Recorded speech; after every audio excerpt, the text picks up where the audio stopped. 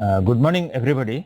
So we will discuss about program testing in 6 hours. Today we'll spend 2 hours and subsequently another 4 hours.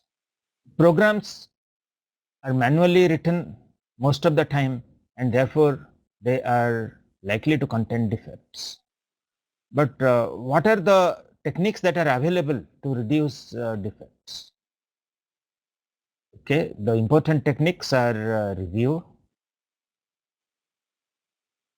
testing, formal specification verification, and using a proper development process, design technique, and so on. The review, formal specification, verification, etc., they normally don't require code execution, whereas testing needs code execution, and therefore it's a dynamic technique. On the other hand, review, etc., these are static techniques.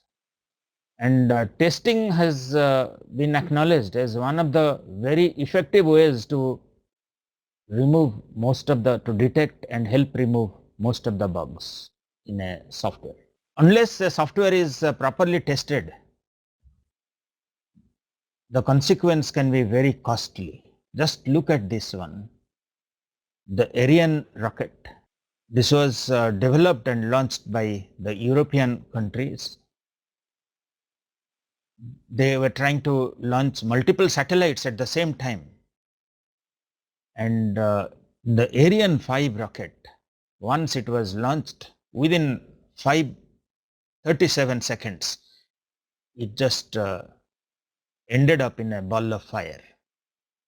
And then they tried to reconstruct what really happened, because this was a very expensive mission. Upwards of $1 billion was invested in building it.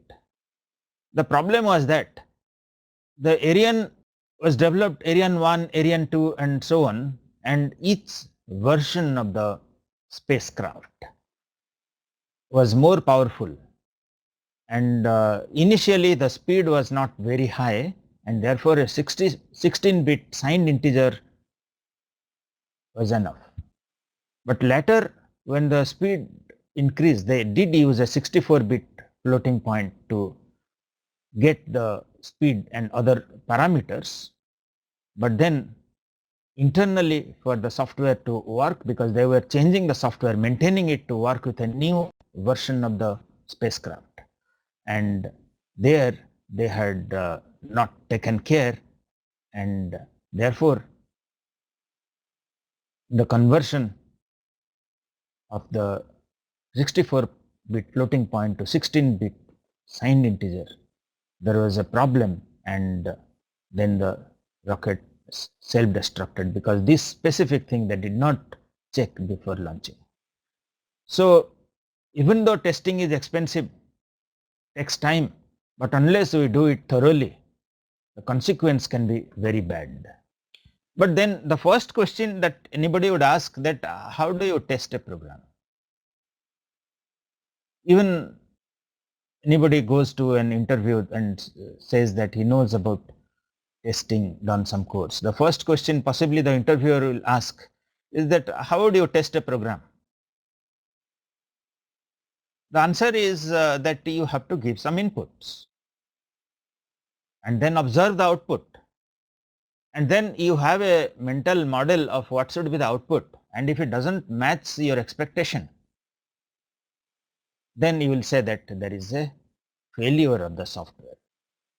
But just observing the failure doesn't really tell you that where exactly is the problem in the code. That you have to do via debugging. So when you test a program, you can see that the program failed for some test cases, but then later you'll have to debug to identify what exactly was the problem and determine the bug. So normally after you execute a test case, you would observe it, and then if it doesn't match with what it's supposed to do, then you note down the conditions under which failed, when conditions under which you gave the input, and you prepare a test report. And this test report is later used for debugging and then correcting the error. So the role of the developer and tester is nicely brought about by this cartoon. The developer's perspective is, how can I make it? So he constructs the software, and the developer is also an equally proficient programmer. He does write programs and has good experience in programming, and he is sitting on this side and he is trying to break it. He is just concentrating on breaking the code that he is writing, and then as soon as he breaks it, says that the code has problem and passes on to the developer, and the developer again makes it. So these are the two perspectives of the developer versus the tester. And the testing requires special skills. For example, you might have to, a tester has to think of situations under which a bug can occur. Just look at this cartoon. How to spot a tester in a supermarket.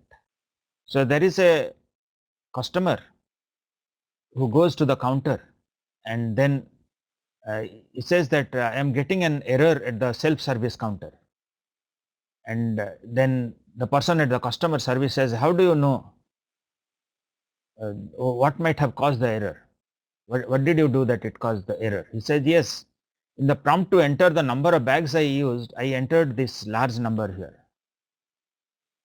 And then the customer service says, why did you enter that number? Then he says, I don't know. So he has that knack of breaking the system, and that's the attitude of the tester. But one thing is that what is so hard about testing? If it is just about giving input and observing output, then there is nothing very challenging about testing. Just keep on giving inputs, observing. But the problem is, one of the problem is as follows. Let's try to consider testing a simple function, two-line function, check equal. In this check equal function takes two integers and then returns 0 or 1 depending on whether the integers are equal or not. And let's assume that this is a 64-bit computer. So the integers take 64-bit representation, and therefore the total combinations of the input values x and y will be 2 to the power 128. And this is a very large number. Assume that somebody enters numbers very fast. Let's say in 10 seconds he is able to type integers, and he just keeps on typing one combination after other. So it will take him to enter all values about 1 billion years. But then you might argue that why not have these numbers generated automatically, all these possible combinations, and quickly enter in the program. But then, as we will see, that automatic testing has its own problem. In this simple case, yes, we can enter the values and we can also observe the output. But in many cases, it's hard to determine what are the values to be entered and also check whether the result is correct. Those are non-trivial problems. So this is on the lighter side. Another cartoon about testing, and this is a Dilbert cartoon, and somehow this Dilbert cartoon, they have the author Scott Adams has a very good understanding about how the testing and software development works.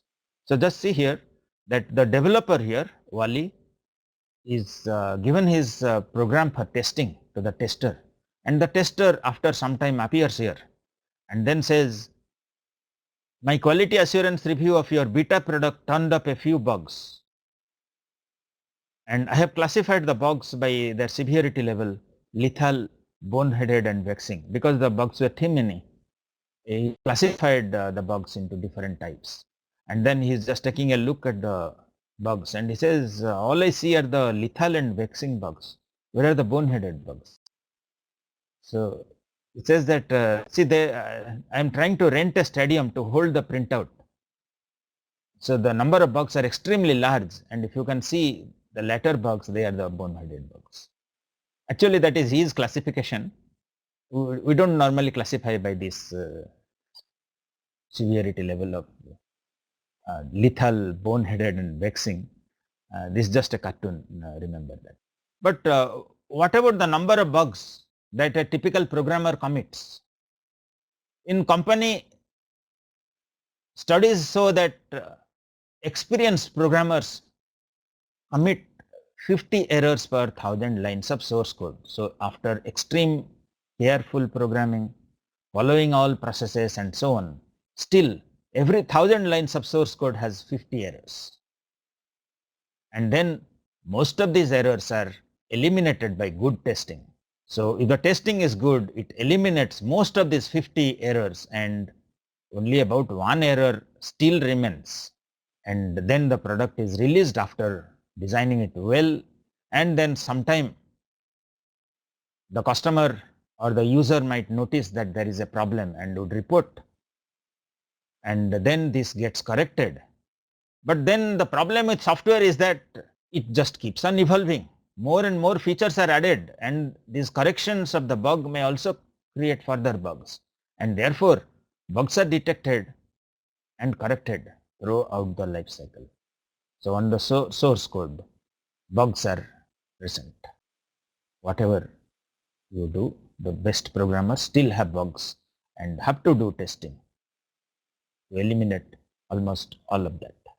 Few remain and to be determined to found later.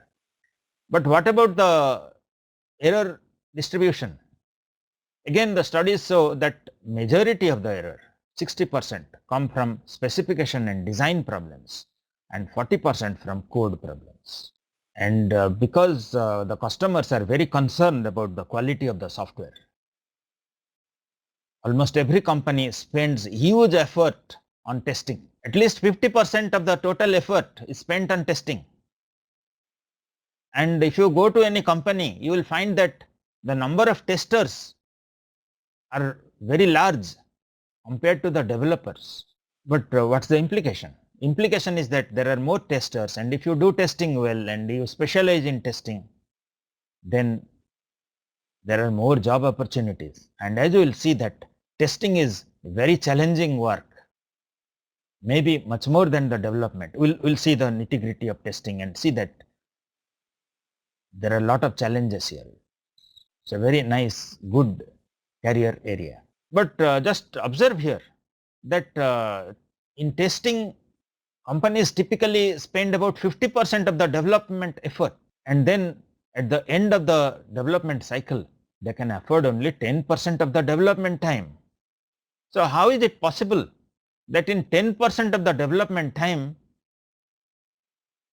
they are able to spend 50% of the effort? Okay, the answer is that as we already said, that the number of testers are much more. So testing can be carried out parallelly. There are a lot more parallel activities that are possible here, whereas development, writing code are more sequential. Less parallel activities are possible in specification, design and code compared to testing. In testing, much more parallel activity opportunities exist, and therefore can have a larger manpower here and do it in shorter time, but still have 50% of the development effort. The testing activities are getting more and more complex every year. Why is that? Reason is programs themselves are becoming large and complex. Newer programming paradigms, web-based and so on, client server, and also increasingly test automation is being used. Let's look at the testing facts, and we said that, so we're just discussing this, that testing is becoming more complex every year, and one of the culprit is that the programs themselves are becoming complex, and new types of programs are being used, and also the test automation. So as we will see that automatic tools are increasingly being used. There are more and more powerful tools becoming available. We will look at some of those tools as we proceed in the course. Let us see how the testing has evolved over last 60 years. Initially 1960s, the programs used to be small, and there used to be the programmer who, one or two programmers who took the entire responsibility of developing program, and it was under their intellectual grasp of writing the program, the entire code, and then they used to take pride and they say, just see here, what I have done the coding, and now you want to test it. Why do you want to test it? I have myself written the code, and we have not got any time anyway. So the programmers were thinking that testing is not necessary because they have taken enough care in writing the code, and those days the programs were small and it worked. If the programmer was careful, himself as confident about the code, need not test it. But in later 1990s, the programs become larger and more complex, and then the programmers slowly accepted the idea that testing has to be done. Just see here, okay, maybe you are right about testing. It looks like a nasty bug made its way into the live environment, and now the customers are complaining. So the programmers became more agreeable to testing the code. And then 2000 onwards, just see here, testers must work harder, longer and faster. So there was a large team, or the code was more complex, and therefore testing is a very important technique for removing errors, and that has been realized. So that's the cartoonist view. But then initially in 1980s, 70s and so on, testing required only entering values and executing and observing and so on. Not too much challenge. But then over the years it has become extremely challenging. Testing has taken a center stage in all types of software development, and testing has become sophisticated. There are many techniques that have become available in last 20 years, and anybody who wants a testing career requires to have a good knowledge of test techniques. It's not just entering some values and checking out the result. And also the test automation, need to know these test tools and how to write scripts, execute and so on. Then some of the persons in the development, they do view testers as trying to break their code, and this is the kind of the cartoonist view of a tester. And as we are saying that both testers and developers are competent programmers, and the developers develop the system and give it to the testers. The testers find problem, throw it back to the developers. The developers fix it and again give it to the tester. Testers find problem, give it back and so on. So that's a perspective of a cartoonist. But does the testing activity take place at the end? In a waterfall model, the answer is yes. Initially, there is hardly any testing activity during specification, design. The testers are needed after the code has been unit tested, and integration and system testing used to be done by the testers. But in the recent development processes like the agile processes, rational unified process and so on, the testing activity nowadays is spread all over the development cycle. So what do the testers do initially? When the code is not available, unit testing. So they design the test cases. design and conduct integration testing, define and conduct usability testing, define and conduct acceptance testing. So the activities are more evenly spread over the entire development cycle, and the testers are there associated with the project from the beginning. Whereas in the older development cycles, the testers were needed towards the end of the development cycle. Now this is a basic, very basic concept. We'll say that it is the zeroth concept. Anybody knows anything about testing might know this. So when you test something, you observe the failure, you don't observe the error. You might see something like this: error, program will now terminate. So this is a symptom of the error or a manifestation of the error. You are not seeing the error, you are seeing the failure. The error is there in the code, you don't see it. You are seeing the failure.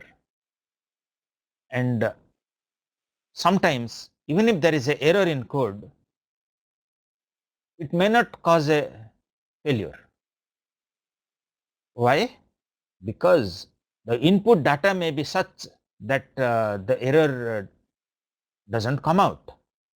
The error is there, but maybe if that data is allowed to be entered, then there will be an error.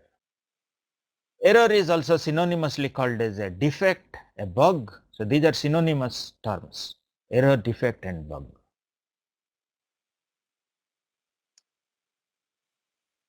Now another basic question: as you keep on testing, the testers keep on testing, they keep on finding bugs. But how long do they test? Will they keep on testing for months together? Okay.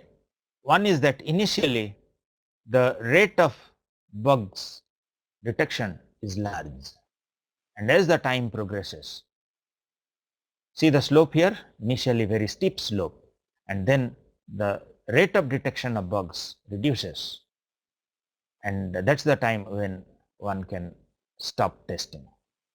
Another way to know when to stop testing is to initially put some bugs, known bugs.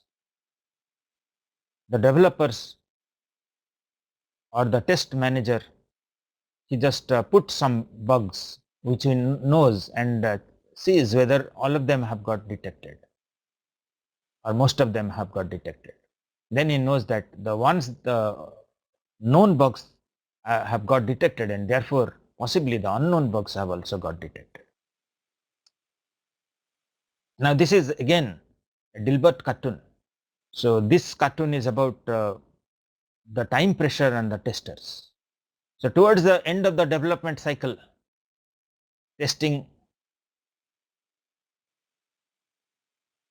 most of the testing takes place, and then there is a pressure on them to really complete so that the product can be released.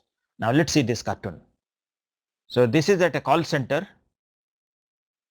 So the manager says and tells Carl, reduce your average call time on your history or your history.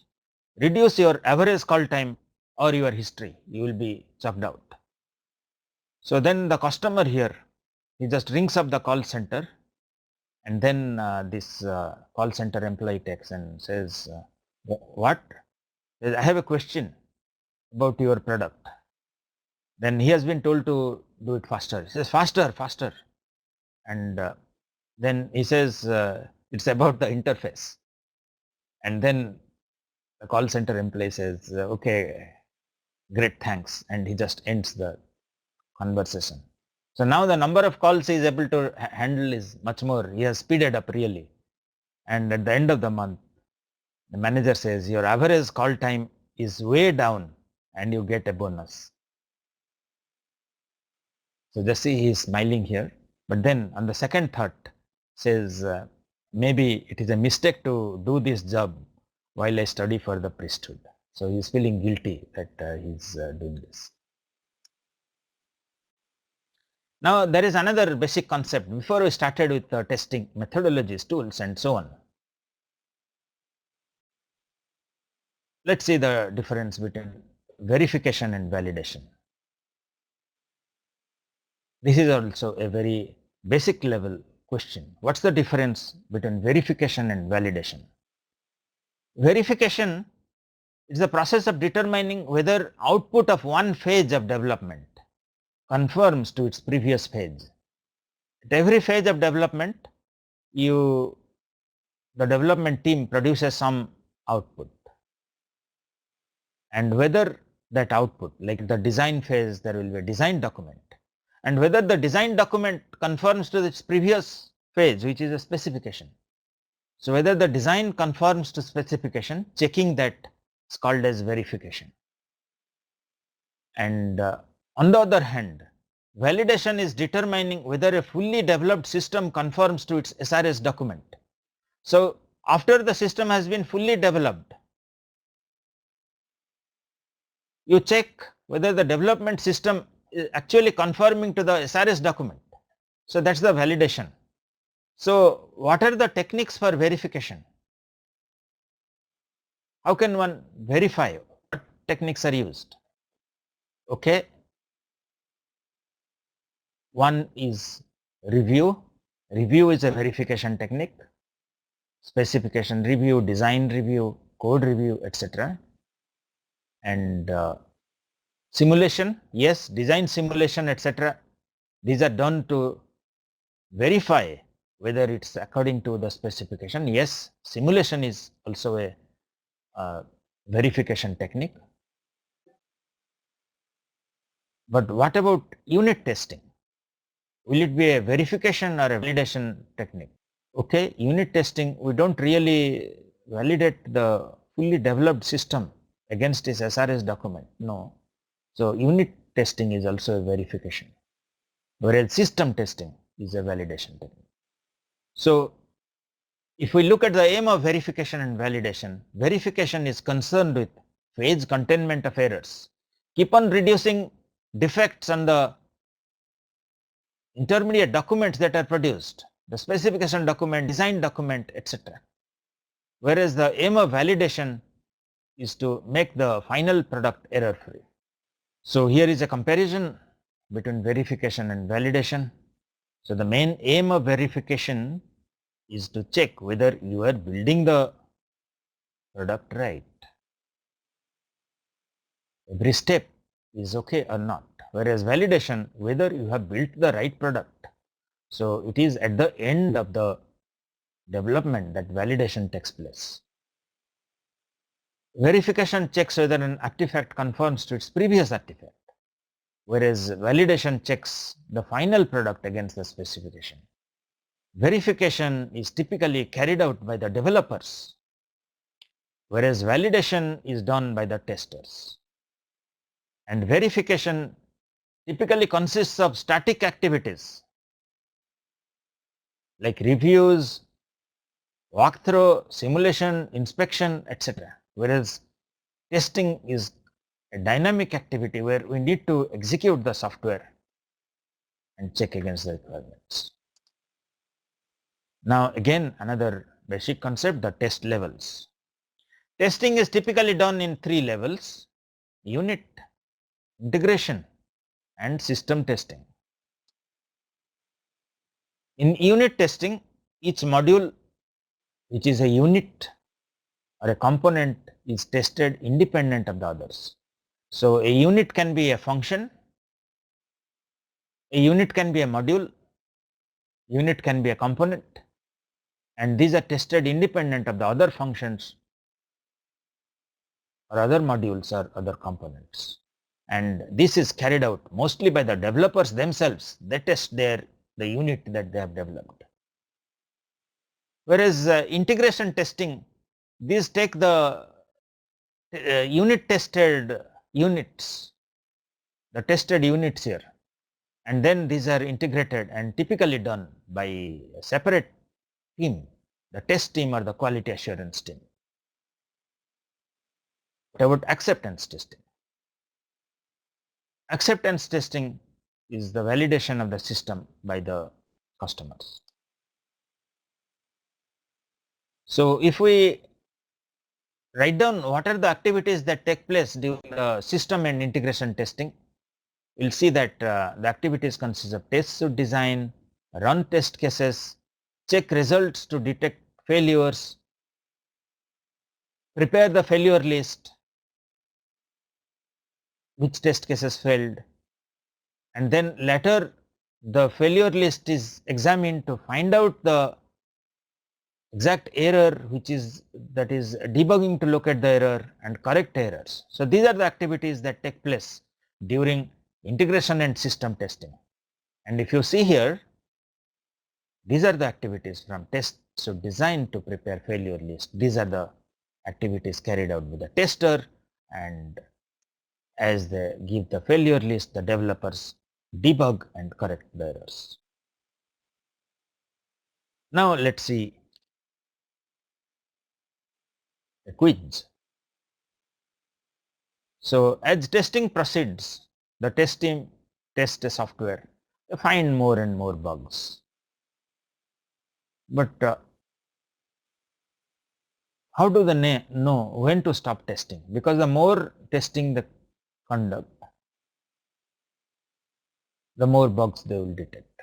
And they have to stop somewhere, or at least they can anticipate that if we test more, possibly another 15 days, maybe we will find more bugs and so on. So, when do they stop? So, this point, it would be nice if somebody answers, but this point actually we had discussed that there are two techniques. One is by observing what is the rate of error detection. As long as the slope, from a steep slope it becomes more parallel, then they know that they have to stop. And other is by error seeding. The test manager initially seeds some bugs, and as the seeded bugs are all or most of them are detected, he knows that it is time to stop testing. But what are the types of bugs that are detected during unit testing, integration testing and system testing? Can you give one example of a bug that is detected during unit testing, and a bug that would be detected during integration testing, and another example of a bug that will be detected during system testing? So, as we know that the objective of unit testing is to check a unit. Unit can be a function, unit can be a module or a component. So, unit testing may be the unit did not function as required, maybe it was an error that it was a sorting, and as you gave input it did not sort properly for some cases, or it may be a searching code, a searching function, and then for some values it did not search properly, gave wrong answer, etc. But what about the integration testing bug example? Okay, in integration testing the units are integrated, and the main objective here, see here the units have been tested already. So, units are assumed to not contain much bug, and integration testing, the focus is to find bugs in the interface between units. So, what can be examples of bugs? Parameters passed to a unit are not proper, parameter mismatch, etc. What are the bugs that can be detected during system testing? Okay, so far performance was not a factor here. System testing, the non-functional requirements, these are very important. These are simple examples of bugs that can be detected during system testing. Now, let us see unit testing. Unit testing, we said that these are modules, functions or components, and these are tested in isolation. But the main question that arises here is that why have unit testing? Why not do a good system testing? Why do this unit integration, etc. over a long time? Why not have a good test team, a big test team put together? They just finally do the system testing. Okay, the answer is here. The answer is that nobody does that. Nobody does only system testing, because even though you might detect many of the bugs during system testing, but then each time you detect a bug, each time you detect a failure, to identify the bug would be very difficult, because you have this entire program, and then to where is the bug, to locate that would be very time consuming. In a unit, the code is small, and once a failure is detected, it's much easier to detect the bug. So in integration testing, you have these modules or units which have been tested, and then you integrate them using some integration strategy or integration plan, maybe this initially and then add this later and test it again and so on.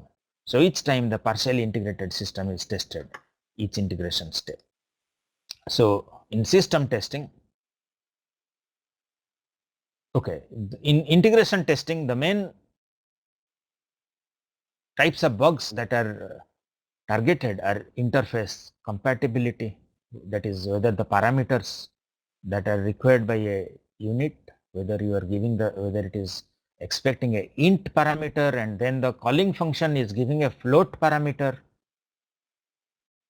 whether there is an unexpected parameter, unexpected parameter values, it was expecting a integer and given a pointer, the state of interaction, runtime exceptions, etc. These are the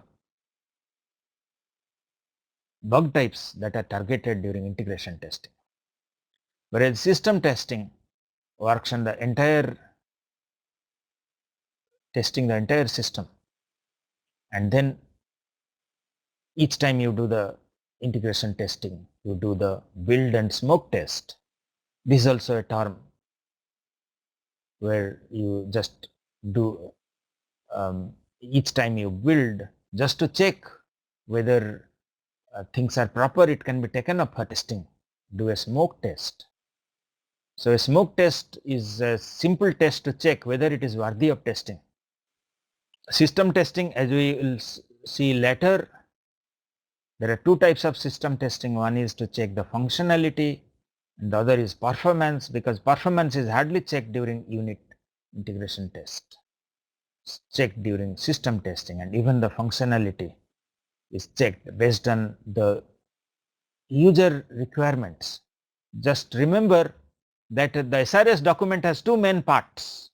One part is the functional requirements, and we design the functionality test based on the functional requirements. And the other part of the SRS document is the non-functional requirements, and we design the performance test based on the non-functional requirements.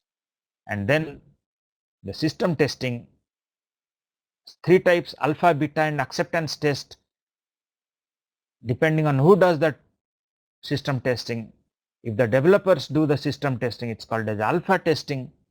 The developed system is undergoing alpha testing. We say that when the developers are doing the system test, then it is a set of customers,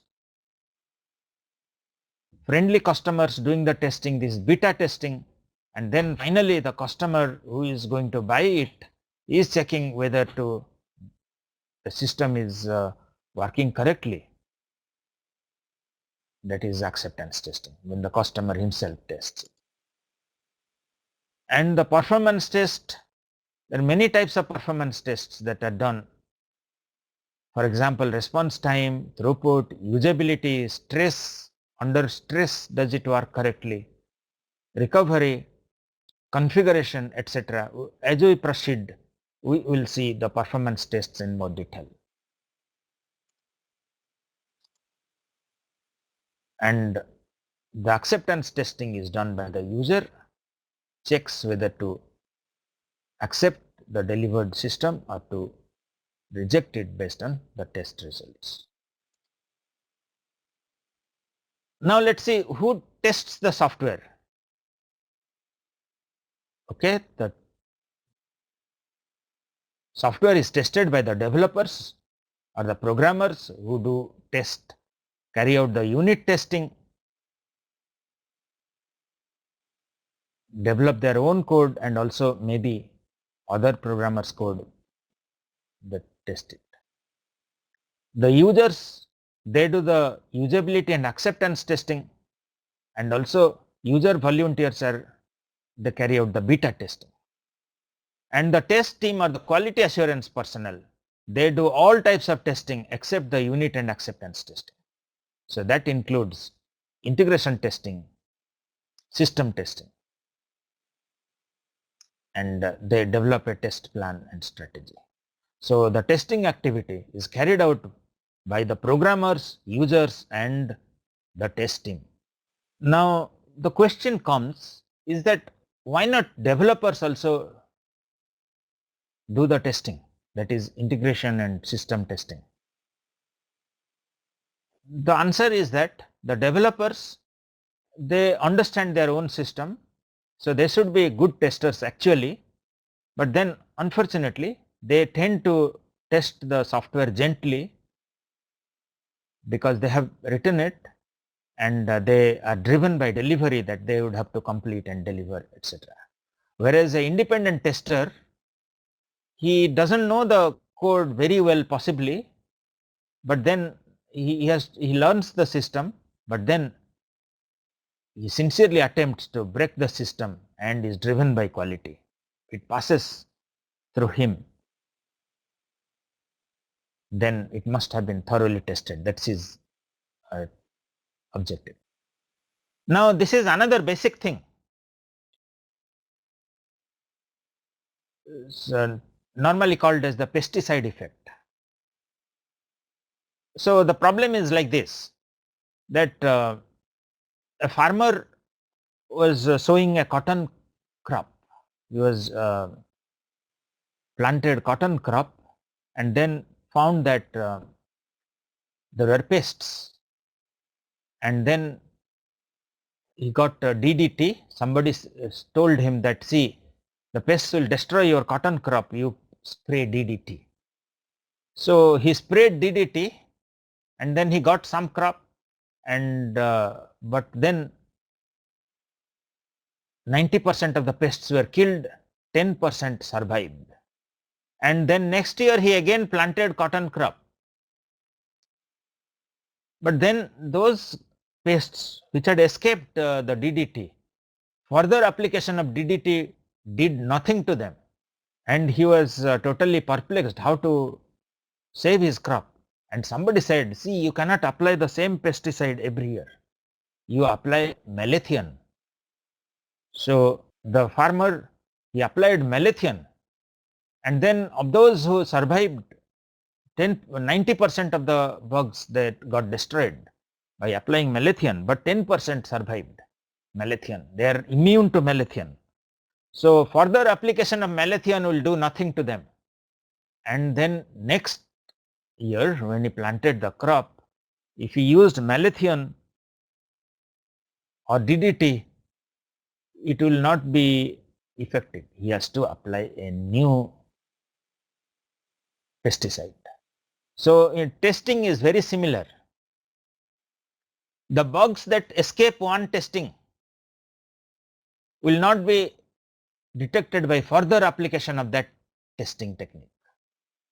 So let's say you do unit testing and some bugs will escape unit testing, or let's say path coverage testing, and some bugs escape the path coverage testing, but then doing a thorough path coverage testing again will not really detect those bugs. You will have to use a combinatorial testing or something. So this is what it says, this diagram, that these are the testing techniques. See the blue rectangles here. So these are the bugs which have come here. Now you did this testing, and then some bugs survived, and then if you use the same testing technique here, they will not detect them. You apply a new testing technique. Maybe I should have used different color here to show that it's a new testing technique. and then some of the bugs will get killed. But then after the bugs are detected, they are fixed, and therefore new bugs may enter during fixing because the bugs are not fixed properly.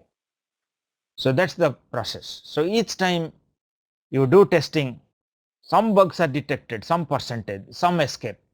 Further application of that testing technique will not detect it. You need to apply another testing technique. So this is the Capers-Jones rule of thumb. Says that each of the software review, inspection and test step, each test step, so each test technique will find 30% of the bugs present at that time. So that was his observation. In IEEE Computer 1996, he mentioned that each time you apply a bug removal technique, you will be able to catch 30% and 70% will escape that technique. So you need to apply multiple test techniques. Now let's see one example. That assume that you have used 4 bug detection techniques, maybe 4 test methodologies, and assume that these work very well, even though Capers-Jones observation is that they detect 30% only. Let's assume that ours is able to detect 70% of the bugs. So initially there are 1000 bugs, and our test techniques are 70% efficient. So after applying all the 4 bug detection techniques, test methodologies, after applying 4 test methodologies, how many bugs will survive at the end? Okay, the answer is not very hard. Each time you apply, 30% survive, 70% are eliminated. Therefore, 1000 into 0.3 to the power 4 is about 81 bugs survive by applying the 4 bug detection techniques.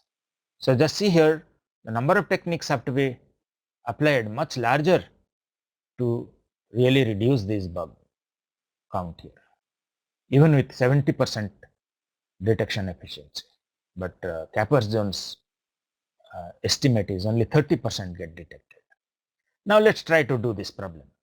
Let's assume that in some development, testing is carried over in 5 testing stages using different techniques, and each stage detects 60% of the defects present at that time. And once a testing step is complete, bug fixing is carried out, and each bug fix has a 15% chance of creating a new bug. So assume initially that the number of bugs present in the program is 1000.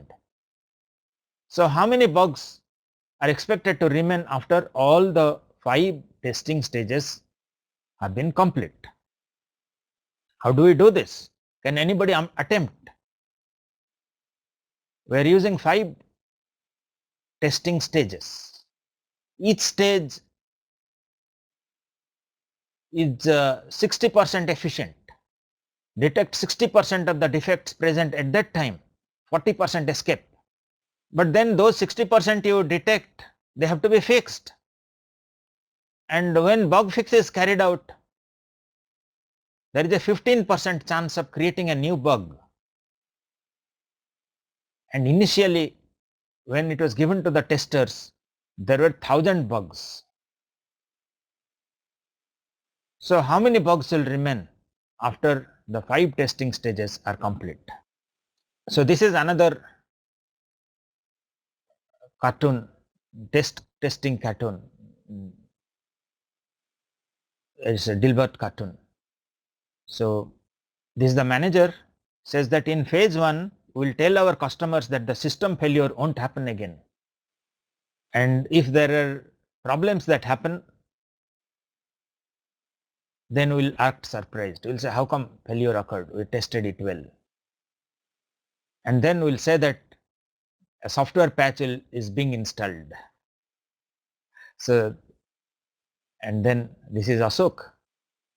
He says, we are bad people. So basically he is not trying to test well, and he is just trying to make a plan about how to handle the customer. Now let's have another quiz here.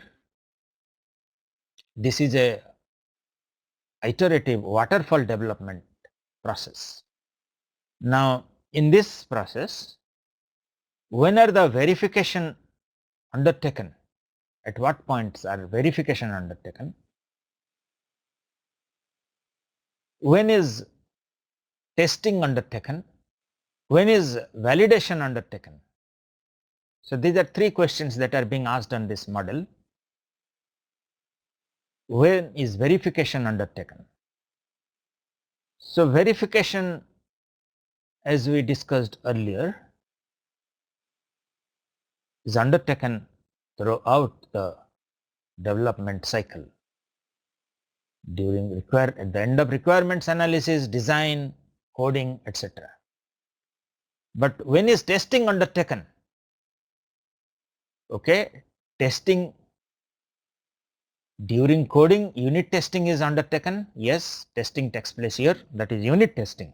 And also during the testing phase, integration and system testing take place. So it takes place during coding, which is unit testing, and during testing, which is integration and system testing. When is validation undertaken? Okay, validation takes place towards the end of the testing phase, that is system testing. We had said that system testing is the validation testing. When we talk of testing, one important lifecycle model is the V lifecycle model. This lifecycle model pays special attention to testing compared to waterfall model. Now let's see this model very quickly. So variant of waterfall model emphasizes verification and validation. Unlike the waterfall model, here testing activities are spread over the entire life cycle, and in every phase of development, testing activities are planned in parallel with the development. So as development occurs, every phase test planning or some test activities take place. So as in the requirements phase, as the requirements get defined, it is possible to design the system and acceptance tests. So the system acceptance tests, the testers, they design it here, even though they execute it here. During the high level design and the architectural design, they carry out the integration test plan, integration test cases, and then they execute it here. During the detailed design, the unit testing plan is carried out, and that's executed here. So this just summarizes that during requirement, system and acceptance testing, design, integration testing. So V model, it emphasizes testing throughout the life cycle, verification and validation of the software, and for developing high quality software, safety critical software, etc. V model is known to be having good strength in that. Each deliverable is made testable and also easy to use. But if we look at the weakness here, there are many weaknesses here. We did not see iteration there. What happens if some bugs escape a stage, does not support overlapping of the phases, does not easily handle change to requirements, does not support risk analysis, etc. These are the shortcomings. So V model is a natural choice for systems requiring high reliability, safety critical software, embedded control applications, and when all requirements are known upfront, they will not change, but if requirements change later, then V model is not very suitable. If the solution and technology may also change, it's not a good model. Now let's discuss a few more testing concepts before we look at the test methodologies. So how do we know once a software is tested thoroughly, how do we know that how many errors still remain? Okay, it's studied by several researchers. They conclude that 85% of errors are removed at the end of a testing cycle. So after all testing is carried out, the testers are happy that they have tested it well. Still there are 15% errors remaining. For software that are used in life critical applications, this is not sufficient. But then can't we do better than this? Okay, the main problem here is that all practical test techniques are basically heuristics. As you will see, the test techniques, they are based on some heuristics. They help us to reduce errors, but they do not guarantee complete error removal. So being a tester, we must remember this, that the base testing that we do, still there are 15% errors that might remain. So just see here, there is a aircraft which is largely automated, and then the air hostess says that 85% of the errors have got corrected, and then would you take a ride on that aircraft? No. So 85% is not good enough for critical applications. So then how do we go about for critical applications? Okay, see, testing is one of the error removal techniques. In the first slide we had said that there are many other error removal techniques. We had identified 4 of them. So we will have to use them, all the 4, to the maximum for safety critical software. Testing is not enough. We will look at the automated testing later in some detail, but in this introductory hour, let's see how the test automation has evolved over the years. In the early years of 1960 to 1990, mostly the test cases were given by the tester manually, and also execution was carried out manually. But during this decade 1990 to 2000, the capture and replay techniques came up. So basically many of the test cases have to be run again and again. Why is that? Because each time the tester finds a problem, gives it to the developers fix it and give it back to the tester, and the tester have to check whether it can now pass those test cases. So during each time the developers give back the system to the tester, they have to run the same test cases. So they keep on running the same test cases, maybe 50, 100 times, and each time manually entering and executing is time consuming. And during 1990 to 2000, the capture replay test tools were developed. So here the idea is that once you enter some values, the tool captures those values, and also it captures the result produced. So if you said that the result is correct, it will remember what was the correct result, and then next time you want to run the same test case, you just ask the tool to run all those test cases. It will automatically input those values and also check the output. But then the problem here is that the first time the tester has to give the values manually, the other times it will run replay it. Another category of tools that came up were the scripting tools. So here you write the test cases, not only design the test cases, but also write scripts that tell how to input the test cases, the test input values, and how to check the output, etc., that you write in the form of a small program. And then later 2000 onwards, we have this model based testing, where based on the design, the test data is generated and also the test results are checked. We'll see this, spend some time towards the end of our lecture.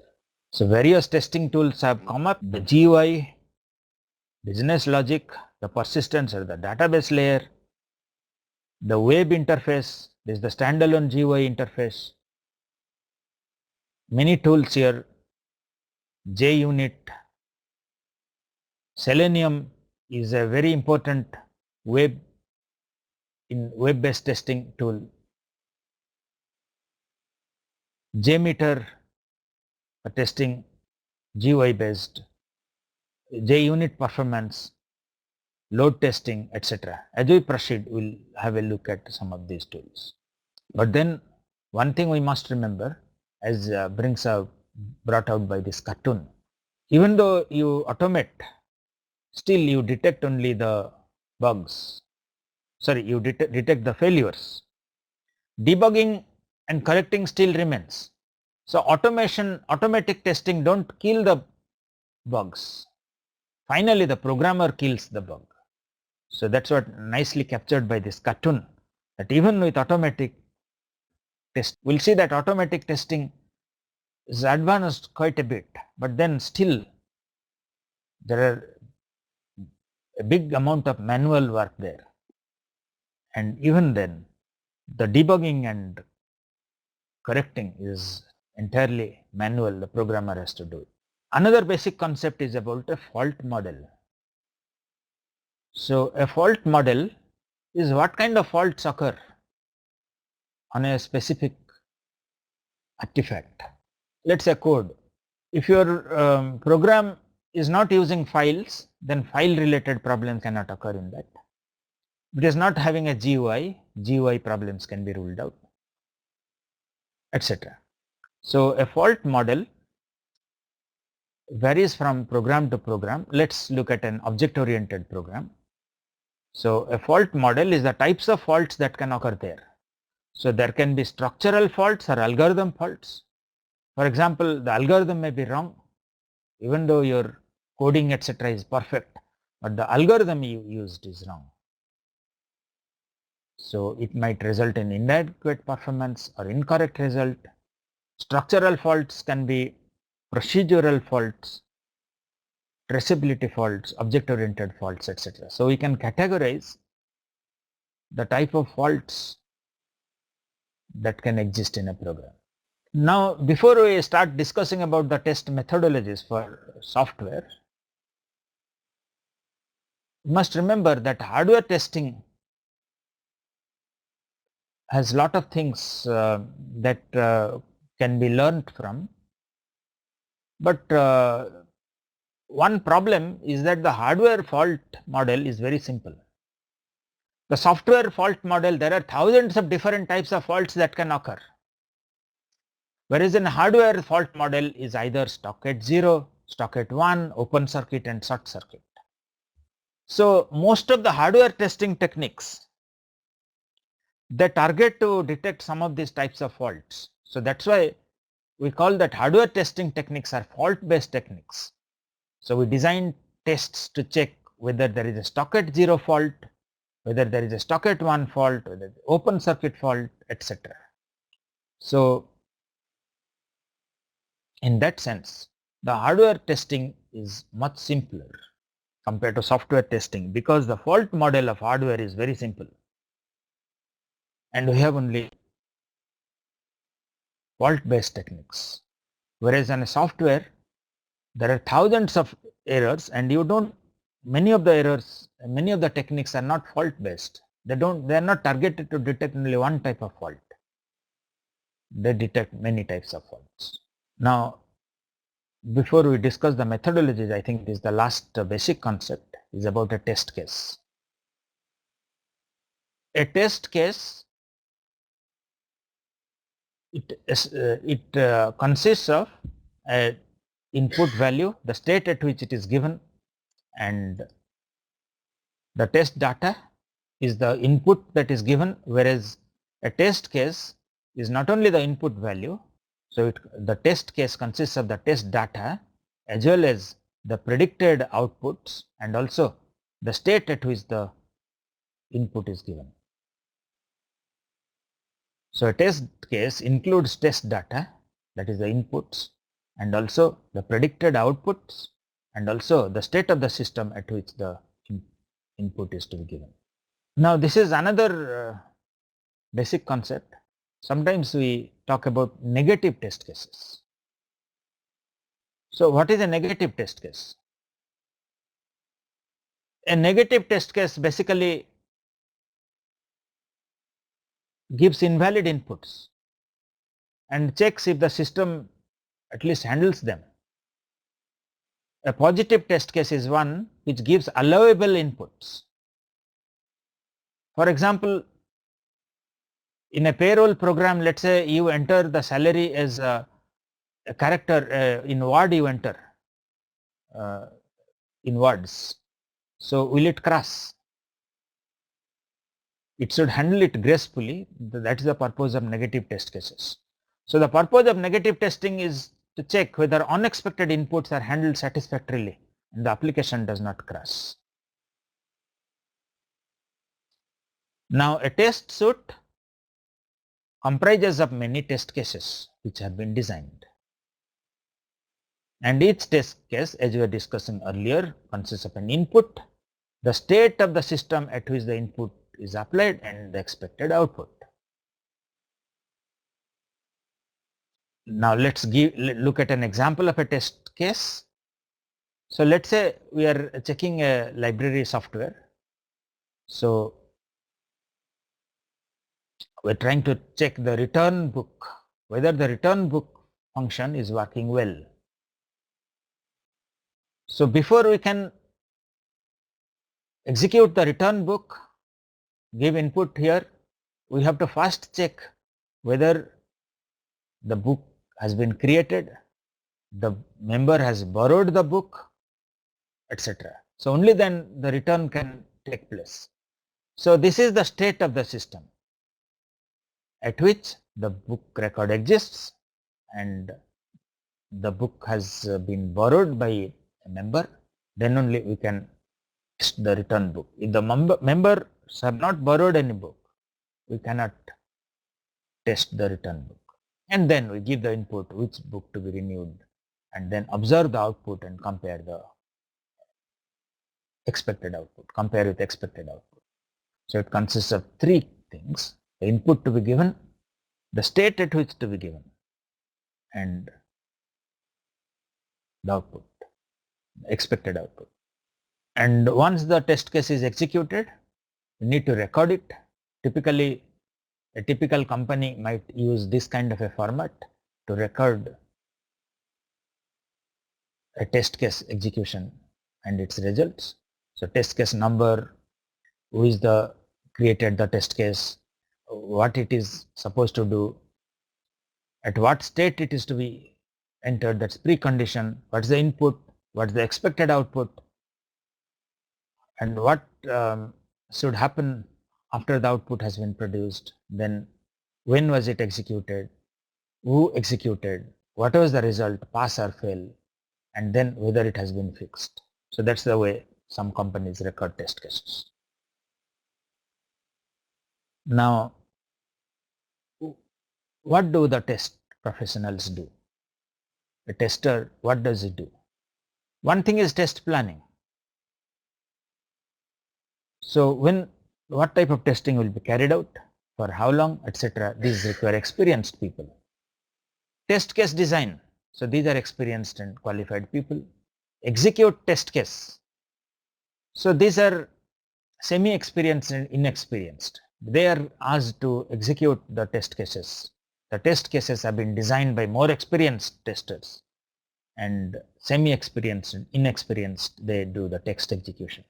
Test result analysis, these are experienced people. Test tool support to execute automated test cases, these are also experienced people.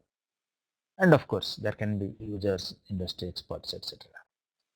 But then can't we just give random input and test it? why design test cases? So we'll just show one example saying that if we don't design test cases, then even after executing thousands of test cases, we might not have tested it properly. So if we have designed our test cases well, then we can say that, okay, we have executed using 1000 test cases or 10,000 test cases supposed to be tested well. But if the test cases are not designed well, just randomly selected test suite, then how many test cases don't make much sense. Just let's see one example that this is the code. If x greater than y, max is equal to x, else we have done a mistake here. The programmer done a mistake. Should have been max equal to y. By mistake has written max equal to x. Now to detect this bug, only when x is smaller than y, this will get executed. Right? Now if all our test cases, so this is one test case where both these max equal to x and max equal to this part will also get executed. But suppose we keep on giving x is always larger than y, x is equal to 3, y equal to 2, x 4, 3, 5, 1, etc. Even if we give hundreds of this, then this part will not execute and therefore bug will not get detected. So just the number of test cases here, 1000 will not mean anything. Only when it is designed properly like this, then there is a meaning of saying that we have executed using this many test cases, and it will take less effort and time, and that's the reason why we need to design test cases. So a well-designed test suite, in a well-designed test suite, each test case should try to detect different errors. Now let's see what are the test strategies. There are two main strategies here. One is the black box testing, which is also called as the usage-based testing, and the other is called as white box testing. And often white box testing is guided by the black box results. Let's see some test planning here. Let's say in our previous software that we developed, we had reviews detected 10% of the defects. Unit testing detected 40%, integration test detected 25%, system test detected 15%, and later customers reported 10%. So how do you use this data for test planning? So how much effort? Suppose you want to totally put, let's say, 100 man days of work into testing. So how will you distribute this? Of course, that distribution will depend where maximum problems are detected. So possibly 40% you will like to put here. Now let's say you are using several test techniques. Let's say you are using a combinatorial testing, you are using a boundary value testing, you are using equivalence testing, and you are using path coverage and so on. So different test techniques could detect different extents of bugs. Test technique 1 50%, test technique 2 30%, test technique 3 30%, 10%, and so on. So how do you use this for planning? So of course that indicates that we must put more effort in test technique 1. Now let's assume that there are many functionalities of our system, and the number of bugs per function is different. Function 1 had some percentage of bugs, some number of bugs, F2, F3 had hardly any bugs, F5 had the maximum number of bugs. So how do we plan testing? Of course, we have to put more effort into testing the functionality that had more bugs. in the release 2 of the test software must put more effort on FI. Now let's start discussion on unit testing. So as we discussed, after a coding of a unit is complete and it compiles successfully, we start unit testing. Actually, while asking questions and so on, we sometimes ask that when exactly do you start unit testing? Okay, the answer is that coding is complete and the code compiles successfully. Only after the code compiles, it's taken up for unit testing. And unit testing detects a lot of bugs, and also the bugs can be easily corrected. The debugging effort is reduced if we find it during unit testing rather than integration or system testing. So this slide just shows that if we are doing unit testing, we have only this much. If the bug is here and we observed a failure, if we had done a unit testing, observed a failure, you have to just look this much. But you doing system testing, then we have to look the entire thing, search the entire thing to find the bug. So debugging cost would increase substantially if we don't do unit testing. So the search space is much smaller, easier to look at bugs. Now in unit testing, we are checking a function independently, but this function might be calling other functions, and therefore we need stubs. The stubs are actually dummy software, dummy programs that the tester writes, which provide very simple functionality that the unit calls. And the driver, the unit might have to be called by somebody to be executed, and this is what is the driver software. So the driver simulates the behavior of the function that calls and possibly supplies some data to the function being tested, and the stub simulates the behavior of the function that has not yet been written. So this is the procedure under test. The driver calls it and also provides values of some global variables here. See, this arrow shows that, and then the procedure under test, unit test, that calls a stub. Now let's have a small quiz here. So can unit testing be considered as a verification technique or a validation technique?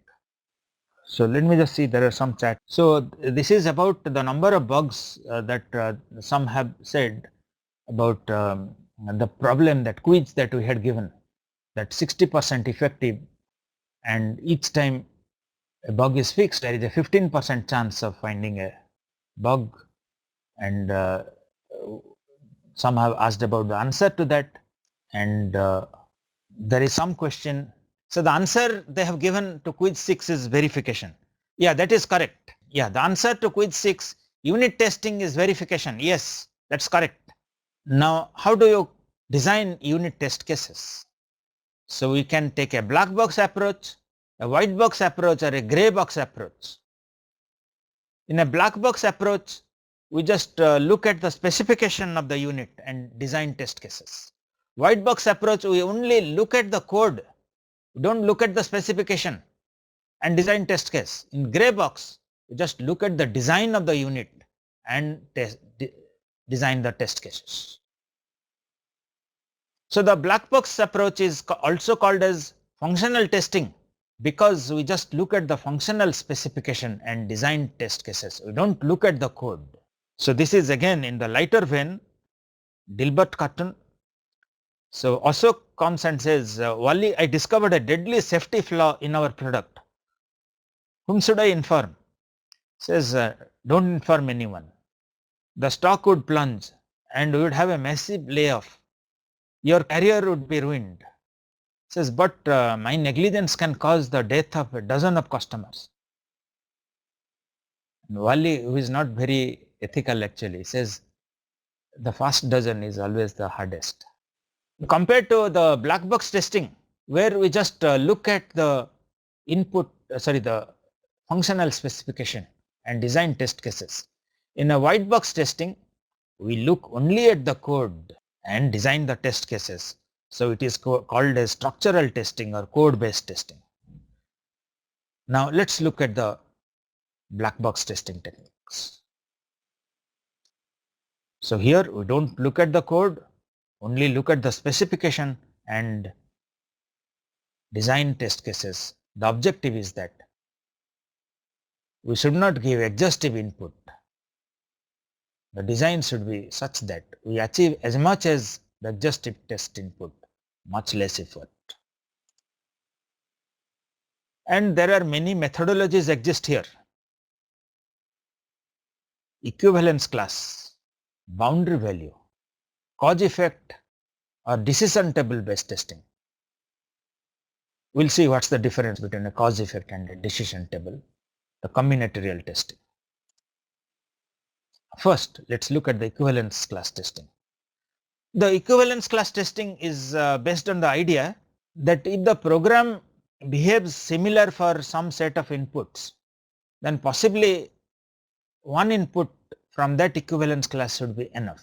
The program behaves similar way for every input, then you can test using one of the input. Just to give an example, let's say your program needs to work with many types of printers. So we have several types of Hewlett-Packard HP printers, you have several types of Epson printers, several types of Samsung printers and so on. So possibly you can assume that if it works well with one HP printer, it will work well for all the HP printers. So the HP printers form a equivalence class. Similarly, the Samsung printers will be an equivalence class. You better test with one Samsung printer. So that's the main idea here in equivalence class, that if it works well for one input, it will work well for the other inputs in the equivalence class. So if we can somehow define the equivalence class, then it will work. We can just take one of the equivalence class and it should work well. So there is some question. Let me see if it is working.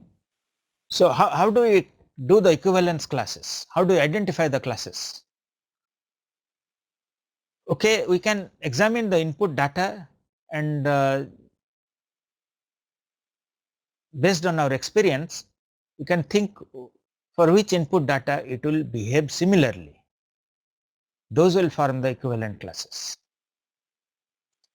We'll take some examples. Let's say we want to determine the type of a triangle. Given a 3 sides of a triangle, our program prints what is the type of the triangle. So the different types of triangles are obviously equivalence classes. So we'll have to check with one isosceles, then possibly it will detect any input isosceles, one scalene, one equilateral. So these are the different equivalence classes. This is a simple example. So every functionality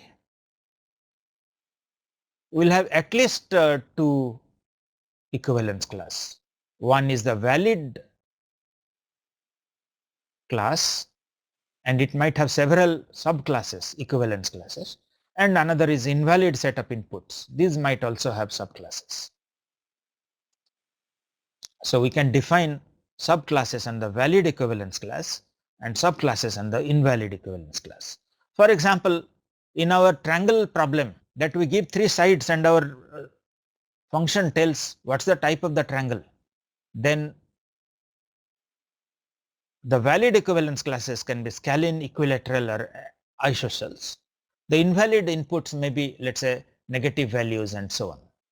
So once we have found the equivalence classes among the valid and invalid values, we then randomly select one of the values from each equivalence class and that forms our equivalence class test cases. So let's say some program consists of a range of values.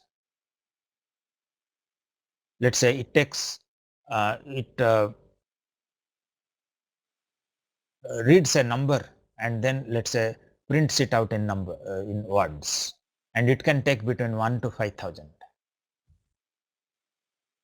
So there is one valid class, and the invalid, there are less than one and less than two types of invalid classes. The invalid is broken into two subclasses, which are greater than 5,000, less than 1, and then there is one valid class, equivalence class. But if there is a enumerated set of values, like let's say it takes only 3 values, A, B, and C. So let me see, there are some questions. So the question is, okay, so many are asking about the question that we had posed about this error that remained. So let me just work it out here. So we had said that there are 5 stages.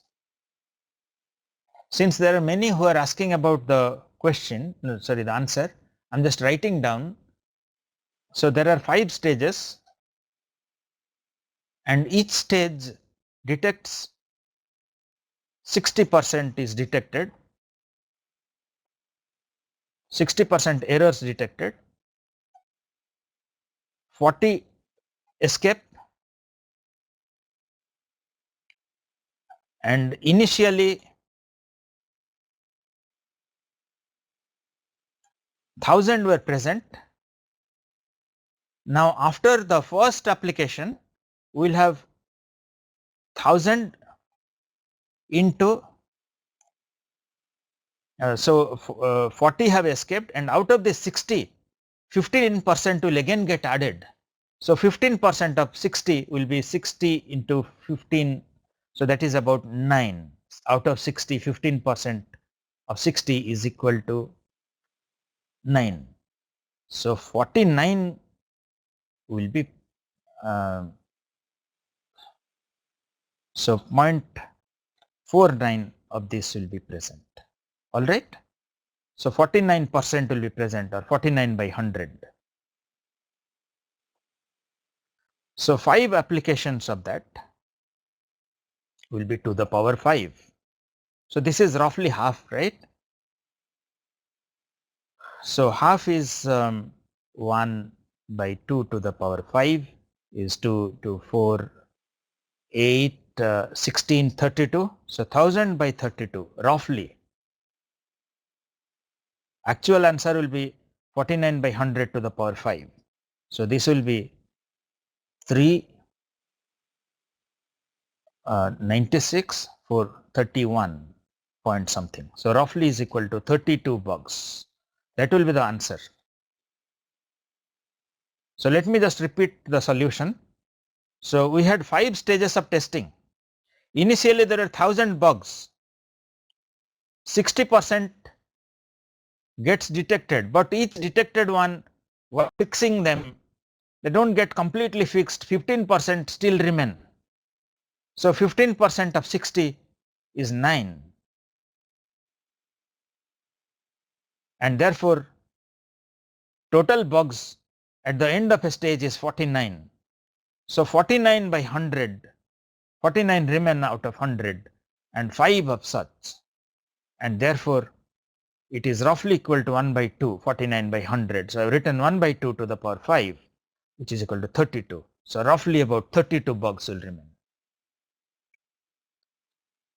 With equivalence class partitioning, so if there is a enumerated set of values, it's only 3 values, let's say it takes only 3 names or something. So then we have one equivalence class for this set of values, and then another equivalence class for the invalid values. So this is the simplest example. It takes 1 to 5000 values between 1 to 5000 and computes the square root of the number. So what will be the equivalence classes? Here any one value between 1 to 5000, the invalid values more than 5000 and less than 1. So 3 values will check it out. So 3 values may be 5, minus 5, 500 and 6000. So for this simple problem, For equivalence class testing approach, we will have 3 values, -5, 500 and 6000. Now let's look at another example. Suppose we are trying to test a function called as fetch URL, and it takes a URL as an argument and returns a string. So what will be the equivalence classes for this? Okay, one definition of equivalence class can be that the type of the protocol used in the URL, is it HTTP, HTTPS, FTP, file, etc. Those are the different equivalence classes. We can have another definition of equivalence classes, which are the type of the file being retrieved for display, for example HTML, GIF, JPEG, plain text, etc. So there is no single equivalence class many times, and our definition or our understanding of the system regarding the equivalence class many times determines whether our equivalence class testing is satisfactory or not. Let's take this example, another example. Okay, I should have written example 3 here. So let's say the input is an integer between -99 and 99. So what will be the valid equivalence classes and the invalid equivalence classes? And the second problem is we want to enter a phone number. It consists of an area code, something like 11, etc., and a 3-digit. Okay, the area code is between 11 to 9999. Area code is between 11 to 9999, and also there is a suffix, is a 6-digit telephone number. So what are the valid equivalence classes, invalid equivalence classes, and the subclasses? So the valid equivalence class, as it says, lie between -99 to 99, and the invalid equivalence classes less than -99, greater than 99, and also malformed numbers 12 minus 1 minus 2 minus 3, etc., non-numeric strings, etc., junk, etc., characters. Whereas for this problem, we have several equivalence classes. That is, the first equivalence class is we choose between 111, 999, and for each of the digit between 0 to 9. So these define the equivalence classes, and then the invalid equivalence classes also give invalid number, invalid area code, or invalid phone number. But one thing that we must observe from this example here is that when we have two different parts to a input, for example, a function takes years of education and age. Now based on age, possibly we will have two equivalence classes, let's say young and old. And let's say years of education, maybe school, college and doctoral, let's assume. So in a weak equivalence class testing, we test some input tests whether age is young or old. This tests young and old, and the different years of education, school, college, doctoral, etc., some of them also test them. So this is called as weak equivalence class testing. Whereas in a strong equivalence class testing, we check all possible combinations.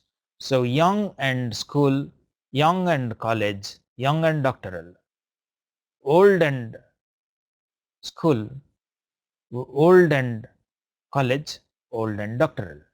But we'll call it a robust equivalence class when we also include the invalid values. So one value is invalid here, age is invalid. Sorry, the age is valid, but the years of education is invalid.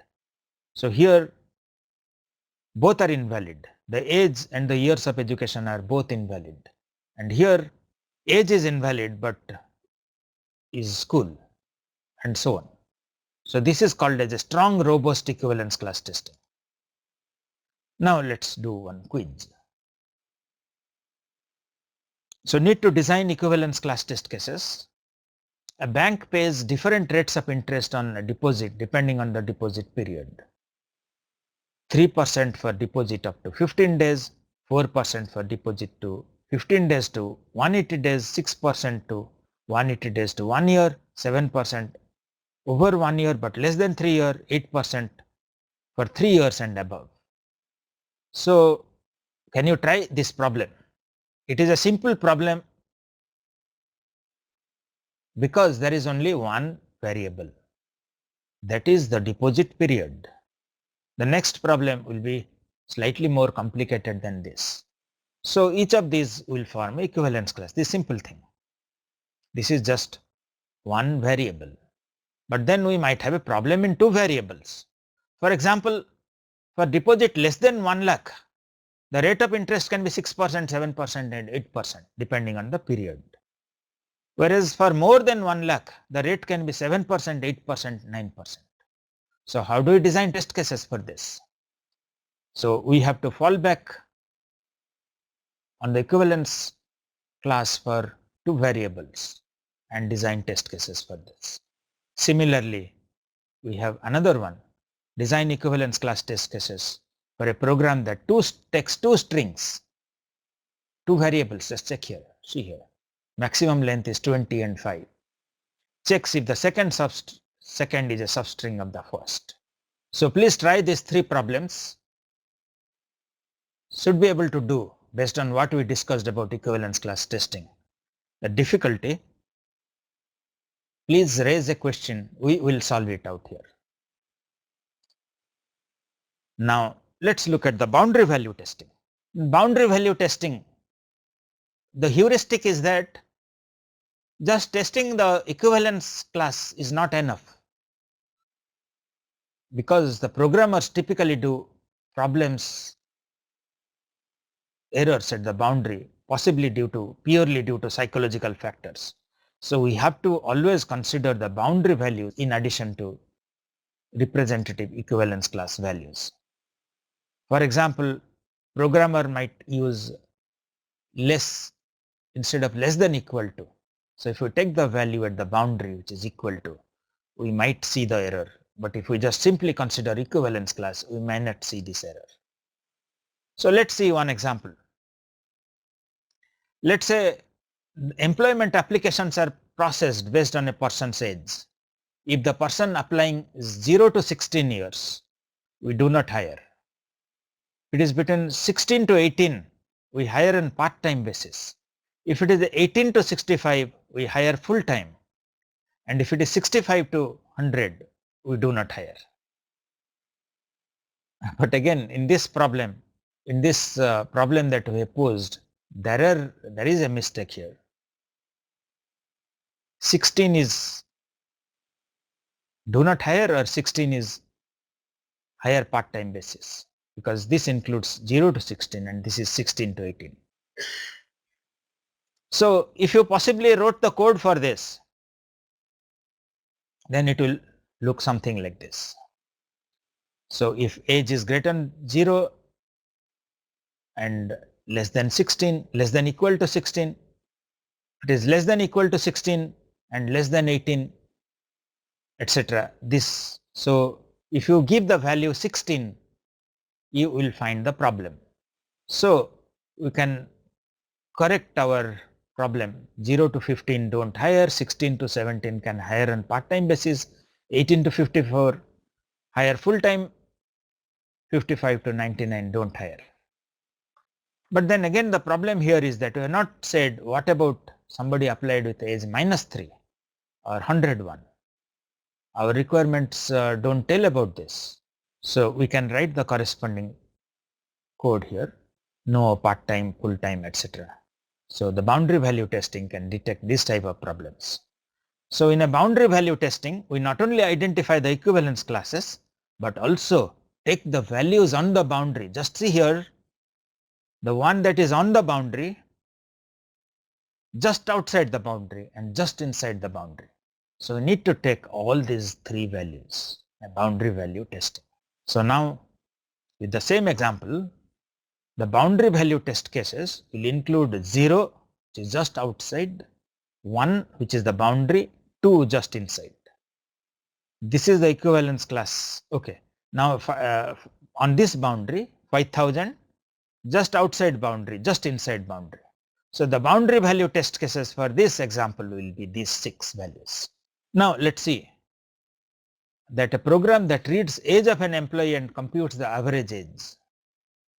So assume that the valid age is between 1 to 150. So what will be the boundary value tests for this? So we'll have to take the minimum boundary, immediately above the minimum, invalid value which is less than minimum, between minimum and at 150, more than 150, just less than 150, and so on. So for this example, if we ignore the invalid values, so we have 5 values. At the minimum, immediately above the minimum, between minimum and maximum, immediately below the maximum, and at the maximal boundary. So if we have multiple parameters, let's say 2 fields, input field 1 and 2. So one thing is that we can choose each of them independently. So then we have 5 plus 5, 10 sets. But then they may be, even on an independent one, we can do like this, that we are not considering the invalid values here. Just the valid values. One is just on the border here on this side, another on the border on this variable age, just inside the border, just on this lower border. So these become 9 values. So for in general, if there are z inputs, so we will need 4z plus 1. So that's what is summarized here, is that if we have 2 variables x and y, then we need 9 values. The single fault assumption says that if we have multiple parameters to a function, then failure rarely occurs as the result of simultaneous occurrence to 2 parameters. So typically one of the parameter misbehaves. So under this assumption, we can hold one value at its valid value or a nominal value and let the other values assume the extreme ones. So in that case, let's assume that program takes a string. It reads numeric value and then converts it into string. Let's say it reads 55 and converts it to 7 ASCII string and so on. Now the boundary is 47 and 58. For a single variable, it's simple. Now let's see the combinations of variables. We'll just see that. Now for when we consider the invalid values, then we call it a robustness testing. So in that case, we need 7 test cases. That includes the values invalid, 2 invalid values. So if we consider the invalid value with 2 independent inputs, then we consider these invalid values, 4 invalid values. So the total number of test cases will be 3, 4 is 12 plus 1, 13. And if there are n input variables, then the total number of test cases will be 6n plus 1. But then the limitations to boundary value testing are how to handle the Boolean variables, because these are only true, false, and how about the non-numerical values, etc. So let's have one more quiz. We want to design the equivalence class and the boundary value for a program that takes 3 variables a, b, c. We want to design a black box test suite, that is equivalence class and the boundary value, for a function that solves a quadratic equation. So you give a, b, c as input. It takes a, b, c as the parameter and then prints the solution. So what will be the equivalence classes for this? Okay, as we started earlier, one are the valid input, invalid inputs. Valid input, real solutions and complex solutions, and under real solution, coincident and unique solutions. Now we'll start another black box testing called as the decision table based testing. But then unfortunately we are running out of time. So we have time enough to answer one or two questions. So if anybody has any questions, please raise that, we'll answer that. Otherwise,